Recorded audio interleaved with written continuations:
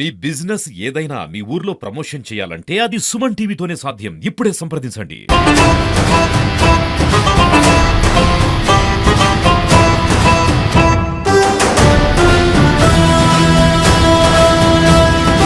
బెంగళూరు నుంచి కడప వెళ్ళే మార్గంలో నా స్నేహితులు రాష్ట్ర తెలుగు యువత అధ్యక్షులు చంద్రబాబు గారు ఆహ్వానం మేరకు వాళ్ళు ఇంటికి రావడం జరిగింది.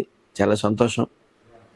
ఆయన తొలి నుండి పార్టీ కోసం రాత్రింబవళ్ళు కష్టపడుతూ మరి అత్యవసర సమయంలో అతనికి వచ్చిన అవకాశాన్ని త్యాగం చేస్తూ మరి పార్టీ శ్రేయస్సు కోసం ఆ రోజు త్యాగం చేయడం జరిగింది. అతనికి వచ్చే సీటు అయినప్పటికీ చిన్న అసంతృప్తి లేకుండా పార్టీ కోసం నిరంతరం కష్టపడుతూ ఈ రోజున ప్రతి చోట కూడా యువతలో ఒక ఉత్సాహాన్ని తీసుకుని వచ్చి మరి మీ అందరం కూడా లోకేష్ గారి ఆధ్వర్యంలో ఆయన అనుచరులుగా ఆయన దళంగా మరి నిరంతరం పనిచేస్తూ ఉన్నాం పార్టీ కోసం. మా అధినాయకుడు నారా చంద్రబాబు నాయుడు గారు ఎప్పుడు గొప్పలకు పోవద్దు, ఒక సామాన్యుల ప్రజల మధ్య ఉండండి అనే ఆయన పిలుపు మేరకు చంద్రబాబు గారు కానీ నేను కానీ ఎప్పుడు కూడా ప్రజల మధ్య ఉంటాం. అలాగే ఈరోజు అత్యంత ప్రతిష్టాత్మకంగా కడపలో మరి మహానాడు నిర్వహించడం, పార్టీ కేడర్ అంతా కూడా ఉత్సాహంగా కడపకి రావటం, కడప జిల్లా మొత్తం పసుపుమయం అవటం మనం చూడబోతా ఉన్నాం కూడా. ఏదైతే గత పాలన రాక్షస పాలనగా భావించి జెండా పట్టుకున్న వాళ్ళని అనగదొక్కితే లేకపోతే కేసులు పెడితే ఇంట్లోంచి రారు, ఇంక ఈ పార్టీ ఉండదనే పిచ్చి ఆలోచనతో నరకయాతన అనేది కార్యకర్తలకు పెట్టారు. మరి వాళ్ళు త్యాగాల నుంచి వాళ్ళ కష్టం నుంచి ఈరోజు మరి 164 సీట్లు ఎన్డీఏ కూటమి సాధించడం, ముఖ్యంగా నారా చంద్రబాబు నాయుడు గారి నాయకత్వంలో ఈ 11 నెలల్లో కూడా ప్రజల కోసం ఆలోచిస్తూ సుమారు ఏదైతే ఈ రాష్ట్ర ఆర్థిక అభివృద్ధి సర్వనాశనం అయిందో దాని మీద దృష్టి పెడుతూ 8 లక్షల కోట్లు పైబడి మరి పెట్టుబడులు ఈ రాష్ట్రానికి తీసుకురావటం కానీ, ఈ సూపర్ 6లో ఏదైతే హామీలు ఇచ్చారో అవన్నీ ఒకటొకటిగా మరి ఇచ్చుకుంటూ వెళ్తూ ఉన్నారు. రానున్న మాసంలో ఇటు తల్లికి వందనం అలాగే రైతు భరోసా కూడా ఇవ్వటం జరుగుతుంది.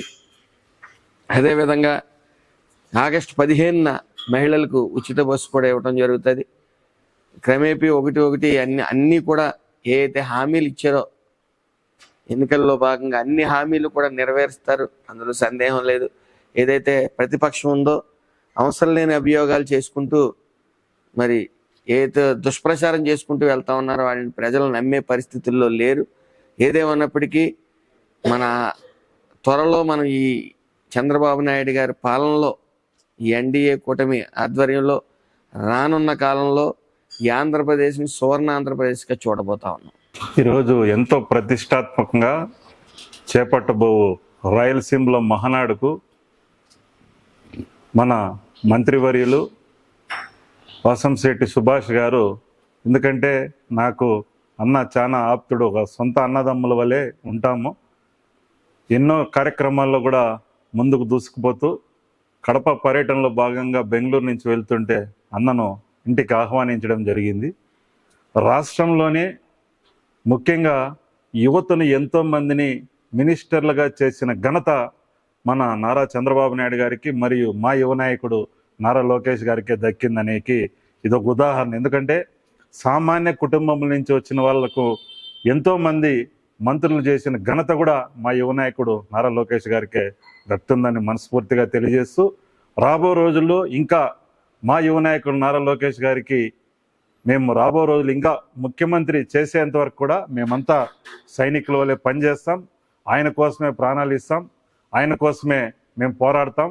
రాబో రోజులు ఇప్పుడు వైసీపీ ప్రభుత్వము ఈ హామీలు అమలు చేయలేదంటా ఉంది, మేము ఒకటొకటి అన్ని అమలు చేస్తున్నామని ఇప్పుడే మంత్రి గారు కూడా తెలియజేయడం జరిగింది.